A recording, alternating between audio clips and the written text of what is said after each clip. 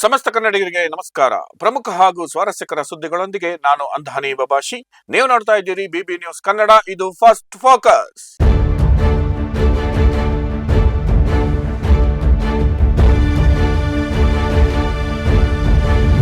ಮೊದಲಿಗೆ first focus ಸುದ್ದಿಯ ಮುಖ್ಯಾಂಶಗಳು. ಅಲ್ಪಸಂಖ್ಯಾತರ ಓಲೈಕೆ ಬಿಟ್ಟು ರೈತರ ಸಾಲ ಮನ್ನಾ ಮಾಡಿ ಬಸವರಾಜ ಬೊಮ್ಮಾಯಿ. ಬ್ಯಾಲೆಟ್ ಪೇಪರ್ ಚುನಾವಣೆ ನಿರ್ಧಾರಕ್ಕೆ ಮಾಜಿ ಸಿಎಂ ತೀವ್ರ ವಿರೋಧ. ಕುರ್ಚಿ ಕಿತ್ತಾಟ ಬಿಟ್ಟು ರಾಜ್ಯದ ಅಭಿವೃದ್ಧಿಗೆ ಗಮನ ಹರಿಸಲು ಕಾಂಗ್ರೆಸ್ಗೆ ಆಗ್ರಹ. ಕರ್ನಾಟಕದಲ್ಲಿ ಸದ್ಯಕ್ಕೆ ಸಿಎಂ ಬದಲಾವಣೆ ಇಲ್ಲ ಎಂದ ಪರಮೇಶ್ವರ್, ಮುಖ್ಯಮಂತ್ರಿ ಬದಲಾವಣೆ ವಿಚಾರ ಕೇವಲ ಮಾಧ್ಯಮಗಳ ಸೃಷ್ಟಿಯಷ್ಟೇ. ಯತೀಂದ್ರ ಹೇಳಿಕೆಗೆ ಪರಮೇಶ್ವರ್ ಸಪೋರ್ಟ್, ಡಿಕೆಶಿ ಮತ್ತೆ ಕಂಗಾಲು. ಬೆಂಗಳೂರು ಮೆಟ್ರೋ ದರ ಏರಿಕೆಗೆ ಕೇಂದ್ರದಿಂದ ತಾತ್ಕಾಲಿಕ ತಡೆ, ಲಕ್ಷಾಂತರ ಪ್ರಯಾಣಿಕರ ಹಿತದೃಷ್ಟಿಯಿಂದ ಆರ್ ಅಶೋಕ್ ಮಹತ್ವದ ಮನವಿ. ಕಾಂಗ್ರೆಸ್ ಸರ್ಕಾರದ ವಿರುದ್ಧ ಜೆಡಿಎಸ್ ಮತ್ತು ಬಿಜೆಪಿ ವಾಗ್ದಾಳಿ. ನಿರ್ಮಾಪಕ ಕನಕಪುರ ಶ್ರೀನಿವಾಸ್ ವಿರುದ್ಧ ನಿರ್ದೇಶಕ ಪ್ರೇಮ್ ಆಕ್ರೋಶ. ಪುನೀತ್ ಮತ್ತು ದರ್ಶನ್ ಕುರಿತ ವಿವಾದಾತ್ಮಕ ಹೇಳಿಕೆಗೆ ದೂರು. ಭುಗಿಲೆದ್ದ ನಿರ್ಮಾಪಕ ಮತ್ತು ನಿರ್ದೇಶಕನ ನಡುವಿನ ಸಂಘರ್ಷ. ಇದೀಗ ಫಸ್ಟ್ ಫೋಕಸ್ ವಾರ್ತೆಯ ವಿವರಗಳು. ಅಲ್ಪಸಂಖ್ಯಾತರ ಓಲೈಕೆ ಬಿಟ್ಟು ರೈತರ ಸಾಲ ಮನ್ನಾ ಮಾಡಿ ಬಸವರಾಜ ಬೊಮ್ಮಾಯಿ. ಬ್ಯಾಲೆಟ್ ಪೇಪರ್ ಚುನಾವಣೆ ನಿರ್ಧಾರಕ್ಕೆ ಮಾಜಿ ಸಿಎಂ ತೀವ್ರ ವಿರೋಧ. ಕುರ್ಚಿ ಕಿತ್ತಾಟ ಬಿಟ್ಟು ರಾಜ್ಯದ ಅಭಿವೃದ್ಧಿಗೆ ಗಮನ ಹರಿಸಲು ಕಾಂಗ್ರೆಸ್ಗೆ ಆಗ್ರಹ. ಸಂಸದ ಹಾಗೂ ಮಾಜಿ ಮುಖ್ಯಮಂತ್ರಿ ಬಸವರಾಜ ಬೊಮ್ಮಾಯಿ ಅವರು ಗದಗಿನಲ್ಲಿ ಸುದ್ದಿಗಾರರೊಂದಿಗೆ ಮಾತನಾಡಿ, ರಾಜ್ಯ ಸರ್ಕಾರದ ವಿರುದ್ಧ ತೀವ್ರ ವಾಗ್ದಾಳಿ ನಡೆಸಿದ್ದಾರೆ. ಅಲ್ಪಸಂಖ್ಯಾತರ ಸಾಲದ ಮೇಲಿನ ಬಡ್ಡಿ ಮನ್ನಾ ಮಾಡುವ ಮೂಲಕ ಸರ್ಕಾರ ಕೇವಲ ಓಲೈಕೆ ರಾಜಕಾರಣ ಮಾಡುತ್ತಿದೆ ಎಂದು ಆರೋಪಿಸಿದ ಅವರು, ಸಂಕಷ್ಟದಲ್ಲಿರುವ ರೈತರ ಸಾಲದ ಬಡ್ಡಿಯನ್ನು ಮನ್ನಾ ಮಾಡಲು ಯಾಕೆ ಮುಂದಾಗುತ್ತಿಲ್ಲ ಎಂದು ಪ್ರಶ್ನಿಸಿದರು. ರಾಜ್ಯದಲ್ಲಿ ರೈತರ ಆತ್ಮಹತ್ಯೆ ಪ್ರಕರಣಗಳು ಹೆಚ್ಚಾಗುತ್ತಿದ್ದರೂ ಸರ್ಕಾರ ಸರಿಯಾದ ಪರಿಹಾರ ನೀಡುತ್ತಿಲ್ಲ ಮತ್ತು ವಿಮಾ ಹಣವನ್ನು ಬಿಡುಗಡೆ ಮಾಡುತ್ತಿಲ್ಲ ಎಂದು ಅವರು ಕಿಡಿಕಾರಿದರು. ಸ್ಥಳೀಯ ಸಂಸ್ಥೆಗಳ ಚುನಾವಣೆಯಲ್ಲಿ ಬ್ಯಾಲೆಟ್ ಪೇಪರ್ ಬಳಸುವ ಸರ್ಕಾರದ ಚಿಂತನೆಯನ್ನ ಬೊಮ್ಮಾಯಿ ಅವರು ಕಟುವಾಗಿ ಟೀಕಿಸಿದರು. ಕರ್ನಾಟಕವು ಐಟಿ ಬಿಟಿ ಕ್ಷೇತ್ರದಲ್ಲಿ ಮುಂಚೂಣಿಯಲ್ಲಿರುವ ಪ್ರಗತಿಪರ ರಾಜ್ಯವಾಗಿದೆ.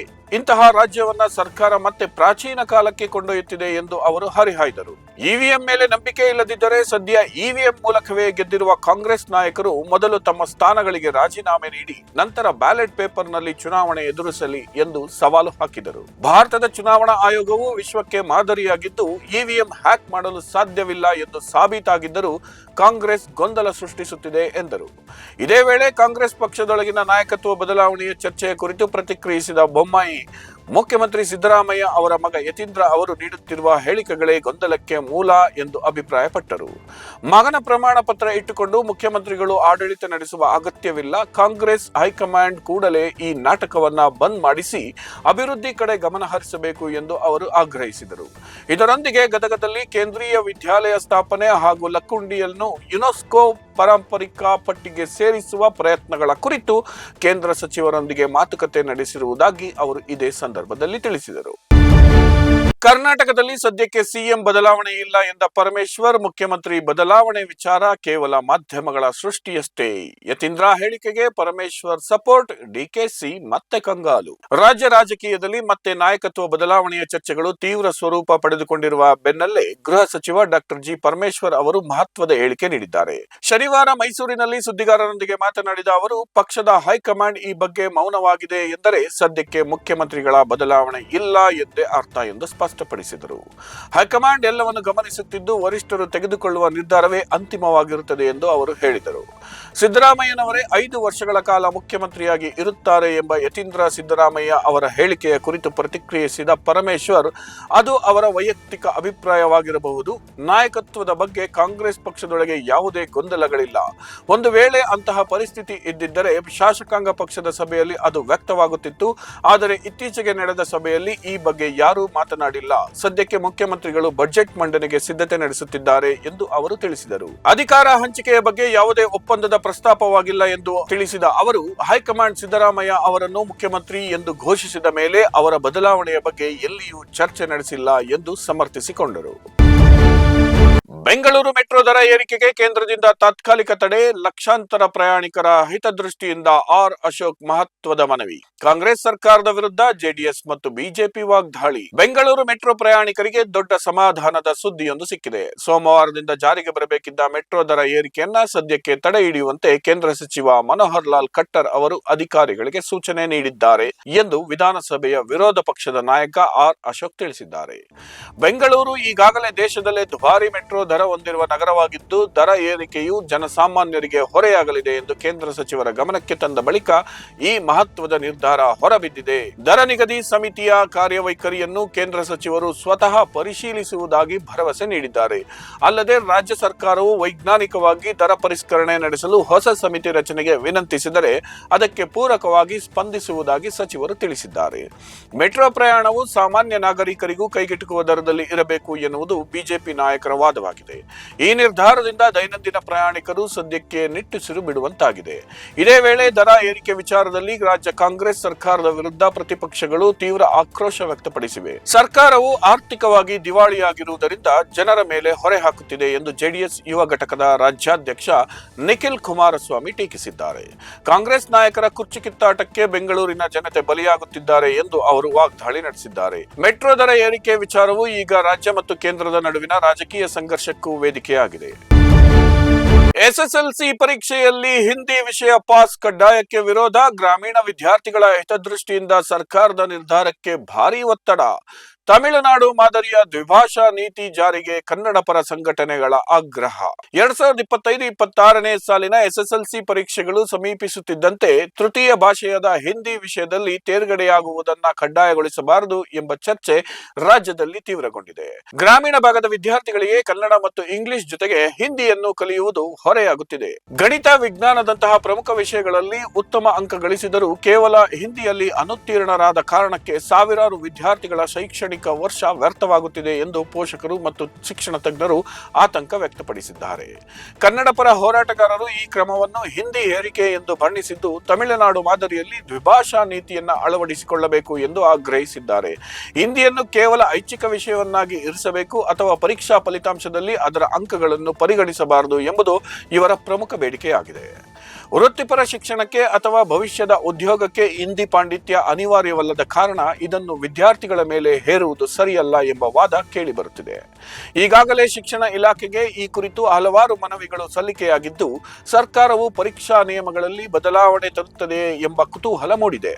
ಸದ್ಯದ ನಿಯಮದಂತೆ ತೃತೀಯ ಭಾಷೆಯಲ್ಲಿ ಪಾಸ್ ಆಗುವುದು ಕಡ್ಡಾಯವಾಗಿದೆ. ಆದರೆ ವಿದ್ಯಾರ್ಥಿಗಳ ಮೇಲಿನ ಒತ್ತಡ ಕಡಿಮೆ ಮಾಡಲು ಕೃಪಾಂಕ ನೀಡುವ ಅಥವಾ ಫಲಿತಾಂಶದ ಮಾನದಂಡ ಬದಲಿಸುವ ಬಗ್ಗೆ ಸರ್ಕಾರ ಶೀಘ್ರವೇ ಸ್ಪಷ್ಟನೆ ನೀಡಬೇಕೆಂದು ಪೋಷಕರು ಒತ್ತಾಯಿಸಿದ್ದಾರೆ.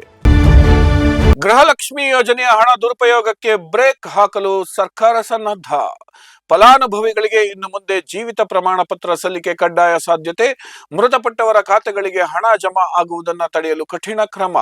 ರಾಜ್ಯ ಸರ್ಕಾರದ ಅತ್ಯಂತ ಜನಪ್ರಿಯ ಗೃಹಲಕ್ಷ್ಮಿ ಯೋಜನೆಯಲ್ಲಿ ಪಾರದರ್ಶಕತೆ ತರಲು ಸಿದ್ದರಾಮಯ್ಯ ನೇತೃತ್ವದ ಸರ್ಕಾರ ಹೊಸ ಮಾರ್ಗಸೂಚಿ ರೂಪಿಸಲು ಮುಂದಾಗಿದೆ.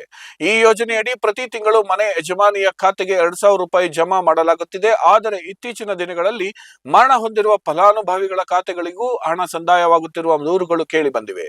ಈ ಹಿನ್ನೆಲೆಯಲ್ಲಿ ಅಕ್ರಮ ತಡೆಗಟ್ಟಲು ನಿವೃತ್ತ ಸರ್ಕಾರಿ ನೌಕರರ ಪಿಂಚಣಿ ಮಾದರಿಯಲ್ಲಿಯೇ ಗೃಹಲಕ್ಷ್ಮಿ ಫಲಾನುಭವಿಗಳಿಗೂ ಜೀವಿತ ಪ್ರಮಾಣ ಪತ್ರ ಸಲ್ಲಿಕೆಯನ್ನ ಕಡ್ಡಾಯಗೊಳಿಸುವ ಬಗ್ಗೆ ಗಂಭೀರ ಚಿಂತನೆ ನಡೆದಿದೆ. ರಾಜ್ಯ ಗ್ಯಾರಂಟಿ ಯೋಜನೆಗಳ ಅನುಷ್ಠಾನ ಪ್ರಾಧಿಕಾರದ ಉಪಾಧ್ಯಕ್ಷ ದಿನೇಶ್ ಗೂಳಿಗೌಡ ಅವರು ಈ ಕುರಿತು ಮುಖ್ಯಮಂತ್ರಿ ಸಿದ್ದರಾಮಯ್ಯ ಮತ್ತು ಉಪಮುಖ್ಯಮಂತ್ರಿ ಡಿಕೆ ಶಿವಕುಮಾರ್ ಅವರಿಗೆ ಲಿಖಿತ ಮನವಿ ಸಲ್ಲಿಸಿದ್ದಾರೆ. ಸರ್ಕಾರದ ಬೊಕ್ಕಸದಿಂದ ಕೋಟ್ಯಾಂತರ ರೂಪಾಯಿ ವ್ಯರ್ಥವಾಗುವುದನ್ನು ತಡೆಯಲು ಮತ್ತು ಕೇವಲ ಅರ್ಹ ಹಾಗೂ ಜೀವಂತವಿರುವ ಫಲಾನುಭವಿಗಳಿಗೆ ಮಾತ್ರ ಈ ಸೌಲಭ್ಯ ತಲುಪುವಂತೆ ಮಾಡಲು ಇಂತಹ ಕಟ್ಟುನಿಟ್ಟಿನ ಕ್ರಮದ ಅಗತ್ಯವಿದೆ ಎಂದು ಅವರು ಪ್ರತಿಪಾದಿಸಿದ್ದಾರೆ. ಈ ಪ್ರಸ್ತಾವನೆಗೆ ಸಿಎಂ ಸಿದ್ದರಾಮಯ್ಯ ಅವರು ಸಕಾರಾತ್ಮಕವಾಗಿ ಸ್ಪಂದಿಸಿದ್ದು, ಕೂಡಲೇ ಪರಿಶೀಲಿಸಿ ಅಗತ್ಯ ಕ್ರಮ ಕೈಗೊಳ್ಳುವಂತೆ ಸರ್ಕಾರದ ಮುಖ್ಯ ಕಾರ್ಯದರ್ಶಿಗಳಿಗೆ ಸೂಚನೆ ನೀಡಿದ್ದಾರೆ. ಪ್ರಸ್ತುತ ರಾಜ್ಯದಲ್ಲಿ ಸುಮಾರು 1.24 ಕೋಟಿ ಮಹಿಳೆಯರು ಗೃಹಲಕ್ಷ್ಮಿ ಯೋಜನೆಯಡಿ ನೋಂದಾಯಿಸಿಕೊಂಡಿದ್ದು, ಸರ್ಕಾರ ಇದುವರೆಗೂ 57,300 ಕೋಟಿ ರೂಪಾಯಿಗಳಿಗೂ ಅಧಿಕ ಹಣವನ್ನು ಖರ್ಚು ಮಾಡಿದೆ. ಪಡಿತರ ಚೀಟಿಗಳಲ್ಲಿ ಯಜಮಾನಿಯಾಗಿರುವ ಮಹಿಳೆಯರಿಗೆ ಈ ಸೌಲಭ್ಯ ಸಿಗುತ್ತಿದ್ದು, ಫಲಾನುಭವಿಗಳ ಪಟ್ಟಿಯಲ್ಲಿರುವ ಮರಣ ಹೊಂದಿರುವ ಹೆಸರುಗಳನ್ನು ತೆಗೆದುಹಾಕಲು ನಿಯಮಿತ ಪರಿಶೀಲನೆಯ ಅಗತ್ಯವಿದೆ. ಹೊಸ ನಿಯಮ ಜಾರಿಗೆ ಬಂದರೆ ಪ್ರತಿಯೊಬ್ಬ ಫಲಾನುಭವಿಯು ನಿಗದಿತ ಅವಧಿಯಲ್ಲಿ ತಾವು ಜೀವಂತವಿರುವ ಬಗ್ಗೆ ದೃಢೀಕರಣ ನೀಡಬೇಕಾಗುತ್ತದೆ. ಇದು ಯೋಜನೆ ಯೋಜನೆಯಲ್ಲಿನ ಸೋರಿಕೆಯನ್ನು ತಡೆದು ಆರ್ಥಿಕ ಶಿಸ್ತು ಕಾಪಾಡಲು ಸಹಕಾರಿಯಾಗಲಿದೆ ಎಂದು ಅಧಿಕಾರಿಗಳು ವಿಶ್ವಾಸ ವ್ಯಕ್ತಪಡಿಸಿದ್ದಾರೆ. ನಿರ್ಮಾಪಕ ಕನಕಪುರ ಶ್ರೀನಿವಾಸ್ ವಿರುದ್ಧ ನಿರ್ದೇಶಕ ಪ್ರೇಮ್ ಆಕ್ರೋಶ. ಪುನೀತ್ ಮತ್ತು ದರ್ಶನ್ ಕುರಿತ ವಿವಾದಾತ್ಮಕ ಹೇಳಿಕೆಗೆ ದೂರು. ಭುಗಿಲೆದ್ದ ನಿರ್ಮಾಪಕ ಮತ್ತು ನಿರ್ದೇಶಕನ ನಡುವಿನ ಸಂಘರ್ಷ. ಸ್ಯಾಂಡಲ್ವುಡ್ ಹಿರಿಯ ನಿರ್ಮಾಪಕ ಕನಕಪುರ ಶ್ರೀನಿವಾಸ್ ಅವರು ಇತ್ತೀಚೆಗೆ ಸಿನಿಮಾ ವೇದಿಕೆಯೊಂದರಲ್ಲಿ ನೀಡಿದ್ದ ವಿವಾದಾತ್ಮಕ ಹೇಳಿಕೆಗಳು ಚಿತ್ರರಂಗದಲ್ಲಿ ಸಂಚಲನ ಸೃಷ್ಟಿಸಿವೆ. ನಟರಾದ ಪುನೀತ್ ರಾಜ್ಕುಮಾರ್, ದರ್ಶನ್, ತೂಗುದೀಪ ಮತ್ತು ನಿರ್ದೇಶಕ ಪ್ರೇಮ್ ಬಗ್ಗೆ ಏಕವಚನದಲ್ಲಿ ಹಾಗೂ ಅವಹೇಳನಕಾರಿಯಾಗಿ ಮಾತನಾಡಿದ್ದ ಶ್ರೀನಿವಾಸ್ ವಿರುದ್ಧ ಪ್ರೇಮ್ ಈಗ ತಿರುಗಿ ಬಿದ್ದಿದ್ದಾರೆ.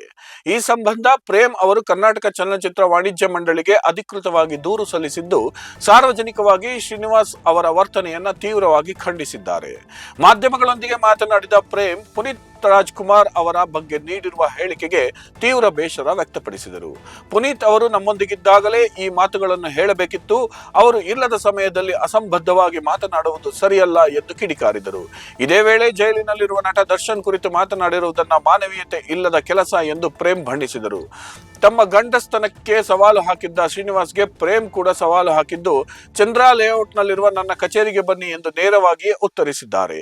ಕನಕಪುರ ಶ್ರೀನಿವಾಸ್ ಅವರು ಸಿನಿಮಾ ಕಾರ್ಯಕ್ರಮವೊಂದರಲ್ಲಿ ನಟರಾದ ಅಪ್ಪು, ದರ್ಶನ್ ಮತ್ತು ಧ್ರುವ ಸರ್ಜಾ ಬಗ್ಗೆ ಆಕ್ಷೇಪಾರ್ಹ ಮಾತುಗಳನ್ನಾಡಿದ್ದರು. ಪುನೀತ್ ಅವರನ್ನು ಹೀರೋ ಮಾಡಿದ್ದೆ ನಾನು, ನನಗೆ ಮೋಸ ಮಾಡಿದ್ದಕ್ಕೆ ದೇವರು ಅವರನ್ನು ಕರೆದುಕೊಂಡ ಎಂಬ ಹೇಳಿಕೆಯು ಅಭಿಮಾನಿಗಳ ಆಕ್ರೋಶಕ್ಕೆ ಕಾರಣವಾಗಿತ್ತು.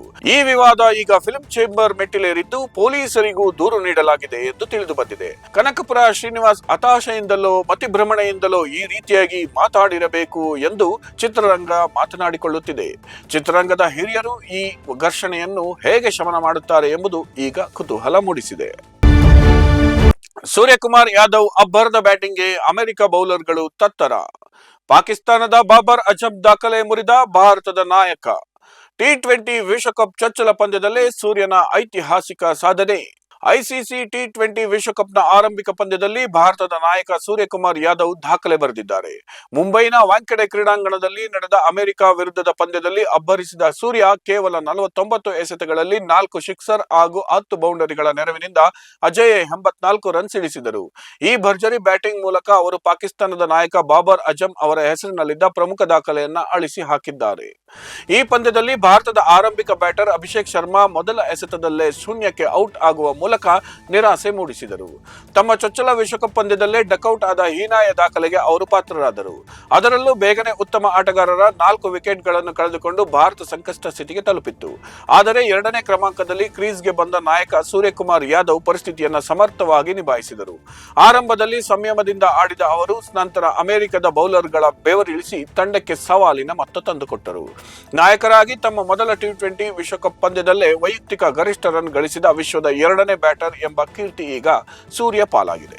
ಈ ಪಟ್ಟಿಯಲ್ಲಿ 2009ರಲ್ಲಿ ಆಸ್ಟ್ರೇಲಿಯಾ ವಿರುದ್ಧ 88 ರನ್ ಗಳಿಸಿದ್ದ ವೆಸ್ಟ್ ಇಂಡೀಸ್ನ ಕ್ರಿಸ್ ಗೇಲ್ ಮೊದಲ ಸ್ಥಾನದಲ್ಲಿದ್ದಾರೆ. ಇದಕ್ಕೂ ಮುನ್ನ ಈ ಪಟ್ಟಿಯಲ್ಲಿ 2021ರ ಭಾರತದ ವಿರುದ್ಧ 68 ರನ್ ಗಳಿಸಿದ್ದ ಪಾಕಿಸ್ತಾನದ ಬಾಬರ್ ಅಜಂ 2ನೇ ಸ್ಥಾನದಲ್ಲಿದ್ದರು. ಇದೀಗ 84 ರನ್ ಪೇರಿಸಿರುವ ಸೂರ್ಯಕುಮಾರ್ ಬಾಬರ್ ಅವರ ದಾಖಲೆಯನ್ನು ಹಿಂದಿಕ್ಕಿ ಹೊಸ ಮೈಲಿಗಲ್ಲು ಸ್ಥಾಪಿಸಿದ್ದಾರೆ. ಇದಾಗಿತ್ತು ಈ ಕ್ಷಣದ ನ್ಯೂಸ್ ಫಸ್ಟ್ ಫೋಕಸ್. ಸಮಗ್ರ ಸುದ್ದಿಗಳಿಗಾಗಿ ಸದಾ ಗಮನಿಸಿ ಬಿಬಿ ನ್ಯೂಸ್ ಕನ್ನಡ. ಇದು ಕನ್ನಡಿಗರ ಪ್ರತಿಧ್ವನಿ.